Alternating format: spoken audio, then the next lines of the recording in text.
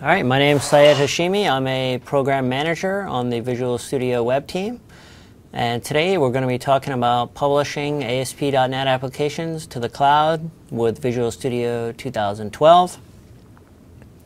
And we're actually going to be talking about 2010 because everything that I'm going to show you today from the web publishing perspective is available not only for Visual Studio 2012, but also for Visual Studio 2010. Before we get into all the features, let me show you where can you get the latest bits. Okay, so you'll go to windowsazure.com and then click on Develop, and then from there click on .NET, and then you'll see the big blue install icon, and then after that it'll prompt you whether you want to get the bits for 2010 or for 2012. Okay, so the first project that I'm going to show you is an Entity Framework Code First application. It's a simple contact manager project. And I've already got some migrations created. We can see the migrations here. I'll show you my model first. So this is a contact manager project. So what I did, I created a model, a contact class. And then from there, I created a controller, the home controller in this case.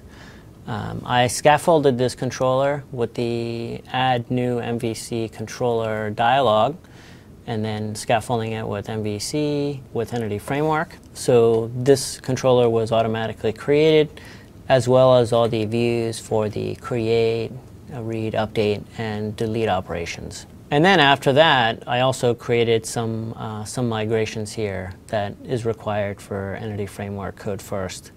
We don't have time to get into how to create all the migrations, but we do have a really great walkthrough at windowsazure.com showing you all the steps that are needed to basically replicate exactly what I'm doing here. Let me go ahead and run this application locally, and then we'll publish it out and see the result. Okay, so now we've got the application up and running locally. I've already created a couple rows. I'll go ahead and create another one. We'll create one for Mohit.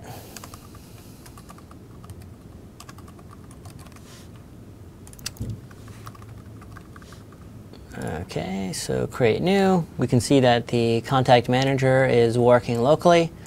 And now I'm ready to publish this to windowsazure.com. I've already signed into the portal, and from here we need to create a new website. So I'll do that from the command bar, which is at the bottom left. So when you're creating websites, you have three options of how to create a website. You can do quick create, which will just create the website by itself. It'll be an empty website. You can do create with database. That will create an empty database. It will create an empty website as well as a SQL database, and then link them together. And you can also do from gallery. For this example, I'll show you create with database. I'm going to give my application a name. So Syed CM. I'll select create new SQL database. And I'll also choose to create a new database server. Now I need to give some credentials for the admin user. Okay. This will go ahead and create my Windows Azure website as well as my SQL database. And after this, I'll download the publish profile and then use that in Visual Studio in order to publish my site. So we can see that my website has been created, and in the right hand side under the quick glance I can download the publish profile. I'll go ahead and save that into my downloads folder, and then open up Visual Studio, and I'll right click and say publish. This will bring us the new publish dialog. From here you can see that we can now import these publish profiles. So I'll choose the publish profile which I just downloaded. We can say next. On this tab we can see that all the databases that exist in my project are automatically detected and shown on the publishing dialog. In this case, it has picked up my EF code first context, which is contact context, and the connection string, which was inside the published profile that I downloaded, is automatically mapped to this. And there's two checkboxes. The first one, you use this connection string at runtime, is automatically checked. That checkbox will make sure that the connection string that's in this text box is inserted into the web config during publish. And then the second checkbox, execute code first migrations, this is what will enable my database schema to evolve as my application does.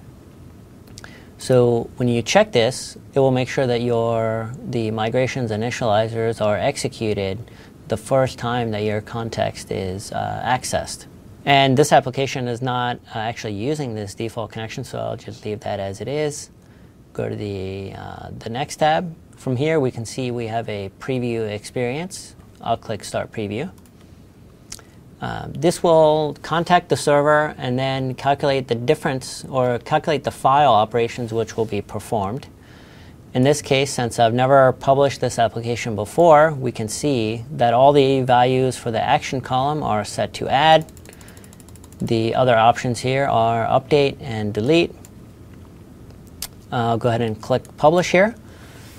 When the application is finished publishing, it will automatically launch a browser. Should just be another few seconds, and it's done. It's been launched, and this is where my context is getting access for the first time. So it will detect that there's pending migrations and then execute them. Okay? All right, so that whole process has now been completed, and then I'll click on Create New. Create a new entry here. Okay, and click Create here. At this point, we can see now that I've published my application, it's got a database with it, and we're now storing all the data. If I needed to make any changes to my model, I would just add a migration with it, and then next time you publish your application and then access the context, your migrations will be executed to update your database, and that's it. So with EF Code First, it's actually a really great experience publishing to Windows Azure. And now I'll show you what is the support that we've built for databases that are non-code first. Okay, so I've got a project here. It's called Contoso University. I'll run this app so you can see what is the behavior of this application. Okay, it's a fictitious university. I can drill into the students, also the courses, and the instructors as well. Okay. In this case, I'm going to right-click and say Publish.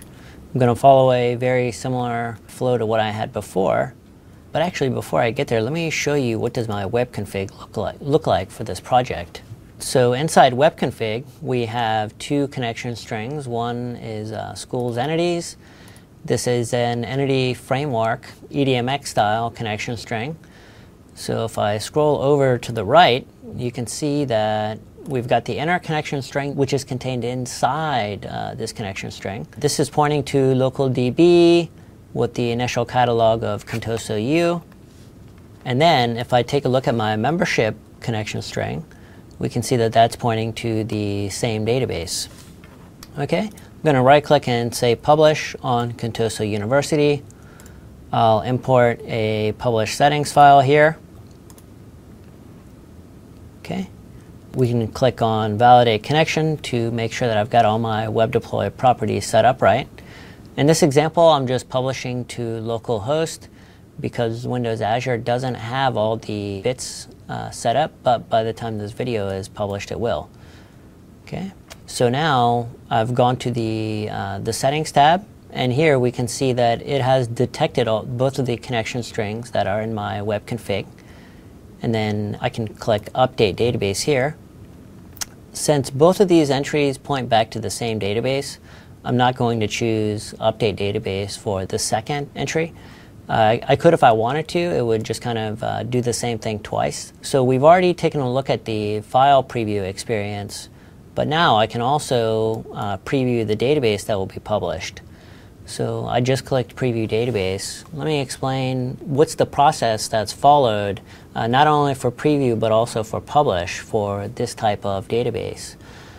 So what we do is when you publish or preview, we'll generate a DAC pack from the connection string that is inside webconfig.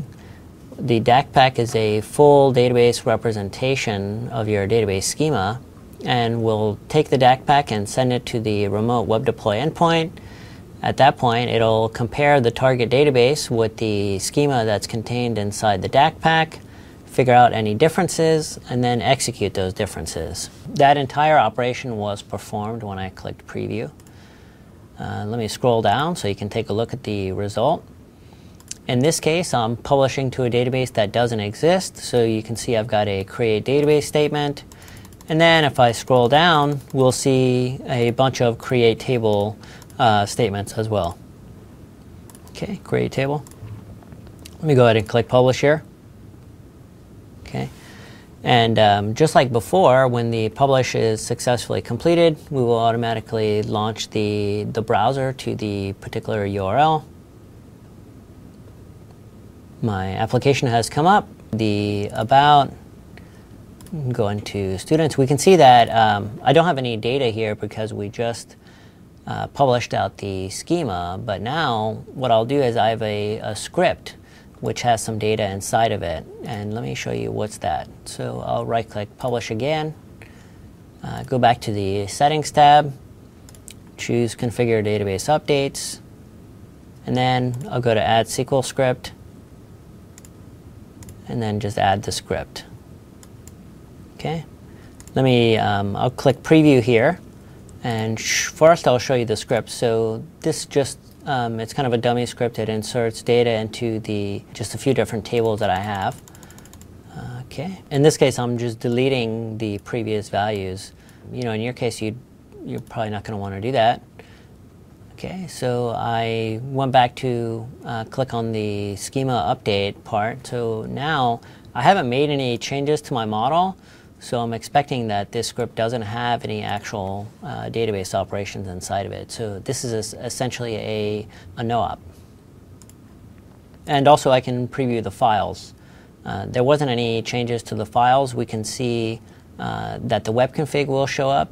This is normal because we automatically parameterize those files. And let me click publish here.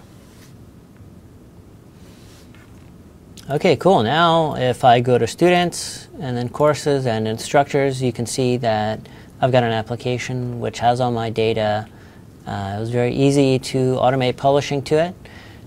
This is just a small set of features which we have added to the web publishing. There's a bunch more, but you know, definitely do keep an eye out for us and take an eye out on our blogs. And it was really great showing you guys these features, and I hope you liked this video. And I'm Syed. Thank you.